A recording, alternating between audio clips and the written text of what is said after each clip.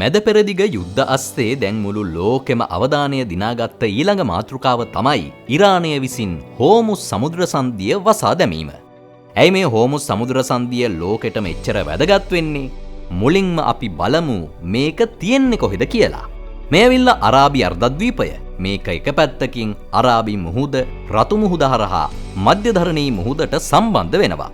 අනිත් පැත්තෙන් අරාබි මුහුද ඕමාන් බොක්ක වෙත ගලාගෙන ගිහින් පර්සියානු බොක්ක එක්ක සම්බන්ධ වෙනවා. මේන්න මේ බොක්කවල් දෙක අතර තියෙන ඉතා පටු මුහුදු තීරය තමයි හෝමුස් සමුද්‍ර සන්ධිය කියලා කියන්නේ.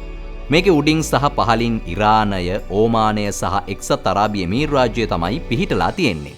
මේක හරහා දවසකට ලෝකේ තියෙන ලොකුම තෙල් නැව් වලින් අති විශාල තෙල් ප්‍රමාණයක් ප්‍රවාහනය කරනවා. 2018 දත්තවලට අනුව මේක හරහා දවසකට තෙල් බැරල් මිලියන 21ක් විතර ගමන් කරලා තියෙනවා. ඒ කියන්නේ මුළු ලෝකයේම දෛනික තෙල් පරිභෝජනයෙන් 121ක් විතර. මුහුදෙන් ප්‍රවාහනය කරන මුළු තෙල් ප්‍රමාණයෙන් 3/1 සහ ස්වභාවික වායු වලින් 4/1ක්ම ගමන් කරන්නේ මේක හරහා. මේ සමුද්‍ර සන්ධියේ පටුම තැන පළල කිලෝමීටර් 39ක් විතර වුණත් ලෝකේ තියෙන ලොකුම තෙල් නැව් වලට යන්න පුළුවන් තරම් මේක ගැඹුරුයි. හැබැයි මේ නැව් වලට යන්න වෙන්නේ ඉරානය සහ ඕමානයේ මුහුදු සීමාවන් හරහා.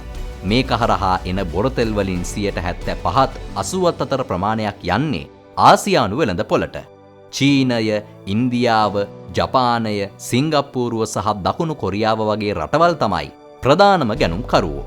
ඇත්තරම ජාත්‍යන්තර නීතියට අනුව ඉරානයට මේක නිල වශයෙන් වහන්න බෑ. හැබැයි ඉරානය කරලා තියෙන්නේ මේක හරහා ගියොත් අපි ගහනවා කියලා කෙලින්ම තර්ජනය කරපු එක. නිකංම තර්ජනය කරලා නැවතුනේ නෑ.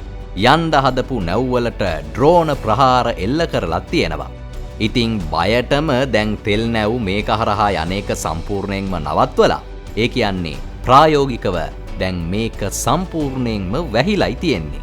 මේ අපේ ලෝකයෝ දකින්නේ මේ වන විට හෝමුස් සමුද්‍ර සන්ධිය වසා දැමීම නිසා තර්ජනයට ලක් වෙලා තියෙන නැව් පෙන්වන ට්‍රැකින් වීඩියෝ.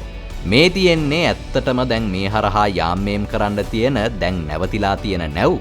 හිතාගන්න පුළුවන්ද කොච්චරක්ද කියලා?